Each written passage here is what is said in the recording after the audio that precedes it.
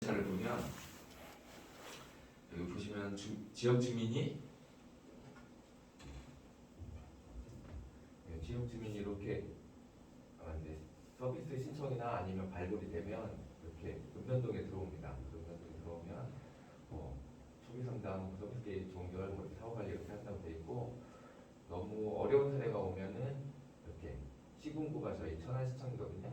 그럼 천안시청에 이렇게 고난도 사례 관리를 의뢰를 하면 그쪽에 아까 말한 희망복지지원단, 이제 제가 있는 팀 희망복지지원단의 업무를 하고 있거든요. 맞춤행복지지원팀이라고 되어 있는데, 거기 있는 사례관리사가 2명 있다고 했잖아요. 그분들이 그런 부분을 하고 있습니다. 이제 보시면 시도에서는 자율주기 구조, 시군구지 지원 교육, 민간연계라고 하는데, 실제 최근 들어서 점점 많이 강조가 되는 게 사회복지 사업을 지방으로 많이 이행을 하고 있습니다. 많이 지방으로 이행을 하면서 특히 시도에서는 복지에 대한 그 영역이 많이 늘어나지 않고 있어요. 아까도 말씀드렸듯이 천안시에는 직원이 100명 수준이나 300명 늘어날 정도로 복지에 대한 팽창이 가속화되고 있는데, 시도에서는 그런 부분이 매우 약화가 되고 있고, 실제적으로도 이 사료 관리하는 것에 대해서 시도의 역할은 거의 없다라고 보시면 돼요.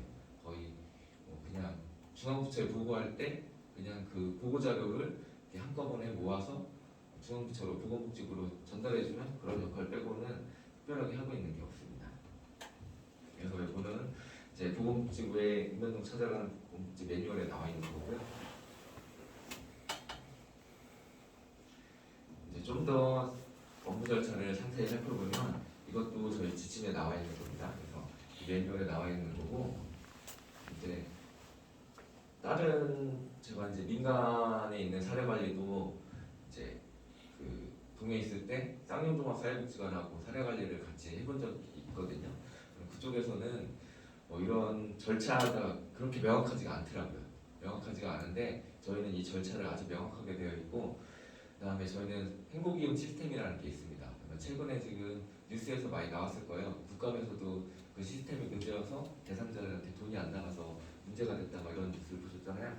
지금 저희는 행복이용 시스템이라는 모든 일을 다 그걸 가지고 합니다. 왜냐면 모든 이것도 노무현 정부 때 나온 전자정부라는 개념이 되면서 모든 일은 다 전산으로 하겠다. 그다음에 문서를 종이 문서를 획기적으로 감축하겠다라는 그런 개념으로 인해서 다 이 전산으로 관리를 하고 있습니다. 그리고 그 전산이 더 이상 이제 확장성이 떨어져서 버튼 하나 만드는데 흔히 말하면 5천만 원이 든다고 이렇게 얘기를 하거든요. 근데 더 이상 서버 플랫폼의 기능상으로는 더 이상 그런 버튼 하나도 못 만든다라고 해서 지금 새로운 개념으로 차세대 행복이용 시스템이라는 게 됐는데, 거기서 조금 문제가 생겨서 지금 되고 있고, 이건 우스갯소리를 하는 건데, 전에 행복이용 시스템은 저희는 사용할 때 좀 불편하다고 했지만 전 세계적으로 아주 훌륭한 그 복지 전산 시스템으로 수출도 많이 됐어요. 그리고 되고 관련돼서 많이 다른 나라에서 사가기도 하고 하는데, 그건 삼성 SDS에서 만들었습니다. 삼성 SDS에서 이걸 만들었고, 이번에 차세대 행복이용은 LG CNS에서 하고 있어요. 그래서 이제 문제가 생겼잖아요. 그래서 농담으로 이게 삼성하고 LG의 차이인 건가 이렇게 얘기를 하고 있습니다. 그래서 행복이용도 처음에 문제가 많았는데, 확실히 거기는 그런 문제를 제기하거나 아니면 문제 있는 부분에 대한 대응이 되게 빨랐거든요. 근데 이 부분은 LG 쪽에서는 그런 부분이 조금 미흡한 것 같더라고요. 그래서 그런 부분이 조금 다른 것 같아요. 그래서 실제 가전도 LG 가전이 좀 더 좋지만 AS는 그러니까 삼성이 좀 더 떨어지게 만드는데 AS를 잘해서 만족도가 높다, 그런 게 같습니다. 그래서 민감으로 드린 말씀이고요. 그래서 어쨌든 저희는 그래서 이 부분을 여기 보시면 대상자 발굴, 초기 상담하고 대상자 접수를 하면 반드시 10일 이내에 이걸 꼭 처리를 해야 됩니다. 안 되면 쉽게 말해서 이 전산 시스템에 들어갔을 때 경고 문구가 뜨고 그래요. 그리고 그걸 또 안 하면 또 중앙에서도 연락이 와요. 안 하고 있다고. 되게 그걸 모니터링하는 사람도 있어서 연락이 오거든요. 그리고 이제 접수를 하면 배우셔도 알겠지만 욕구 사정 뭐 이런 거를 하게 되어 있거든요. 그럼 5일인 10일이내에 나가서 그 대상자의 어떤 부분이 이제 욕구가 있는지 아까도 말씀드렸듯이 다양한 복합적인 욕구가 있어야 된다고 했잖아요. 그래서 복합적인 욕구가 있는지 이제 확인을 하고 또 실제 사례관리 대상이 필요한지 위기도 조사라는 게 되어 있습니다. 그래서 총 87점으로 되어 있는데 그 욕구도 조사지가 있거든요. 그래서 뭐 그런 부분을 체크를 해서 뭐 이제 대상자를 이제 필요성이 있다라고 하면 선정을 하는 겁니다. 그러면 사례회의라는 걸 개최를 하거든요.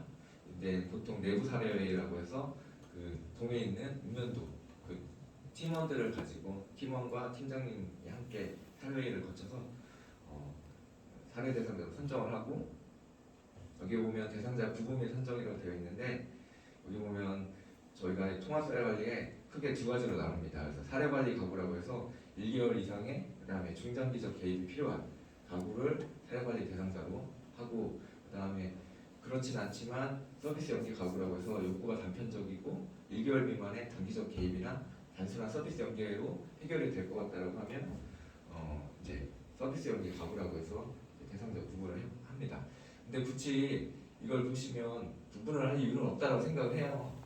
구분을 할 이유가 없는데 이걸 왜 구분을 하냐면 사례관리 서비스는 좀 저희는 이게 보통 공적 구조, 그러니까 대상자에게 세금으로 단순하게 이제 일반 기여가 없는 지급을 하기 때문에 그러니까 보통 사회보험은 본인의 기여를 가지고 기여에 대한 조건이 충족이 돼서 나가잖아요. 근데 공적 구조라는 개념은 그런 기여가 없이 무조건 조건이 맞으면 나가는 형태이기 때문에 저희가 가지고 있는 대부분의 서비스는 다 조건을 맞아야 돼요. 그 조건이라는 것이 보통 재산과 소득, 그 다음에 가구 뭐 구성원 형태나 아니면 연령, 뭐 노인이거나 그래서 노인이거나 장애인이면 그런 뭐랄까 신체적으로 근로능력이 없다라고 정도로 판단을 해서 그런 인구학적 요건을 배제를 하는데 이 사례관리 서비스는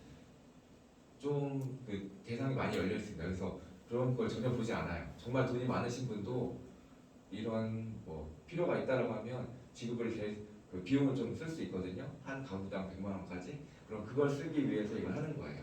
그걸 해놓지 않으면 그 돈을 못 쓰기 때문에 그걸 쓰기 위해서 이렇게 대상자 선정을 한 겁니다. 그래서 서비스 연계 가구라는 건 굳이 말하면 사례 관리를 할 필요가 없는 대상이에요. 사례 관리를 할 필요가 없는 대상인데 돈을 집행하기 위해서 이걸 만들어 놓은 형태입니다. 그래서 이렇게 하고 있고요. 이제 이런 설명을 들으시면 알겠지만 저희는 상당히 그 정부의 예산을 가지고 집행을 해야 되기 때문에 이런 부분이 매우 철저하게 지켜지고 있습니다. 그리고 또 한 다음에 서비스 제공 계획을 15일 이내, 그러니까 총 보시면 30일 이내 이걸 해야 되는데 어쨌든 사례 관리라는 것이 저희 그 사회복지 공무원들도 경험하지 않은 사람들이 많이 있고 지자체 안에서는 감사라는 했던 일에 대해서 감사라는 걸 많이 봐요. 많이 그걸 보는데 일반 감사를 보는 것보다 행정직들이 많이 보고 감사실에 사회복지 공무원도 가 있긴 합니다. 가 있긴 하는데 뭐 나갔을 때 읍면동에 감사를 보면 3일을 보는데 볼 분야가 되게 많잖아요. 읍면동의 모든 서비스를 다 하고 있으니까 그렇기 때문에 이런 부분을 많이 볼 수가 없고 사례 관리라는 건 비정형 업무예요. 정형화 되지 않은 업무이기 때문에 감사를 보기가 어려워서 보는 부분이 날짜를 지켰느냐 이 부분을 매우 철저히 봐요. 그래서 날짜를 지키지 않은 거에 대해서 징계를 합니다. 그래서 저희 공공사례관리에서는 그러니까 지자체 통합사례관리에서는 이 날짜 지키는 게 아주 중요한 형태입니다. 이렇게 지금 하고 있고 그 다음에 이렇게 서비스 제공 계획이 수립이 되면 서비스 제공하고 그 다음 점검을 하고 종결이라는 걸 하는데 일단 이제 먼저 위기도 아까 욕구조사하고 위기도 검사를 한다고 위기도 조사를 한다는데 그때 이제 10가지 영역으로 이제 합니다. 그래서 안전 영역에서 안정 영역, 건강 영역, 일상생활 영역, 가족관계 영역, 사회적 관계 영역, 그다음에 경제 영역, 교육 영역, 취업 영역, 권익보험의 법률 영역, 그다음에 주거환경 개선 영역 이렇게 해서 10가지 영역으로 이제 조사를 하고 아까 말씀드린 대로 위기도 점수가 총 만점은 87점인데 80점이 나오는 분은 실제 그런 분이 있으면 절대 안 되는 거예요. 그런 분이 있다면 정말 생활이 열악하고 인간적이지 않는 삶이기 때문에 보통 30점이 넘는 대상자도 찾기가 어려워요. 이 위기도라는 것이 보통 그래서 15점 이상이 되면 사회관리 대상자로 선정을 하고 30점을 넘으려면 정신과적, 그러니까 정신 영역에서 문제가 있어야 30점이 넘어요. 그렇지 않는 한은 30점이 넘는 경우가 거의 없습니다. 일반적인 그런 부분에서는 그렇게 점수가 많이 안 나오고 정신이나 아니면 지적장애가 동반돼 있으면 다양한 분야의 다른 부분이 다 문제가 생깁니다. 안전 영역에서 문제가 생기고 왜냐면 가스불 같은 거 그런 것도 할 수도 있고 뭐 전기나 그런 부분도 아니면 칼 같은 거 이런 일상생활에서도 그런 부분을 하거나 아니면 교통사고 같은 문제가 생길 수 있기 때문에 정신과적 아니, 정신적 영역에 문제가 생기면 나머지 점수가 다 높게 올라가는 형태가 나옵니다. 그래서 건강 영역도 뭐 약을 안 챙겨 드시니까 막 당뇨가 있는데 정신질환이 있어요. 당뇨가 있는데 당뇨약을 안 챙겨 드세요. 뭐 그래서 쑥 오고 막 실려 나가고 그런 일이 많기 때문에 다 그 정신과적 영역이 생기면 나머지 점수가 그 일상생활 영역도 똑같이 생기고 또 정신과적 영역이 있으면 가족들하고 사이가 또 안 좋잖아요. 그래서 혼자 계시거나 하는 경우가 되게 많아요. 그래서 당연히 이쪽도 가족관계 단절 형태가 나오고 당연히 사회적 관계도 친구가 없겠죠. 정신과적으로 문제가 있으면 그래서 사회적 관계도 나오고 또 지적이나 정신이 이제 그런 부분에 문제가 있으면 당연하게 금전 관리를 못 하잖아요. 그래서 그쪽도 문제가 생기고 뭐 교육 같은 경우는 성인의 경우에는 교육 부분은 특별히 할 게 없기 때문에 상관없는데 아이들 같은 경우에는 그런 부분도 점수가 나오고 당연히 취업 부분 절대 안 되겠죠. 그 경우에는 그리고 뭐 법률 영역 이런 것도 나오는 게 지적 장애인들이 정말 사기를 많이 당해서 와요. 특히 휴대폰 사기.